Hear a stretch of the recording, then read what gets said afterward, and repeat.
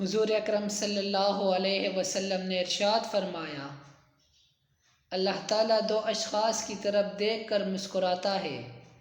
پہلا وہ شخص ہے جب کوئی بندہ صدقہ دیتا ہے اور وہ تھوڑا سا صدقہ جب پیش کرے تو اللہ تعالیٰ اس کو ایسے پالتا ہے جس طرح تم جانور پالتے ہو، اور قیامت کے دن وہ تھوڑا سا صدقہ جو تم نے دیا ہو تمہیں ایسے ملے گا جیسے احد پہاڑ ہوتا ہے۔ لیکن جس میں شرک شامل ہو گیا تو وہ بڑا عمل بھی ہو وہ عمل قابل قبول ہی نہیں ہوگا۔ اور دوسرا وہ شخص جو سردیوں کی سرد رات میں اپنے بستر سے اٹھ کر وضو کرتا ہے اور پھر نماز پڑھتا ہے، اللہ تعالیٰ اس وقت اپنے فرشتوں سے پوچھتا ہے کہ میرے بندے کو یہ تکلیف برداشت کرنے پر کس نے ابھارا ہے؟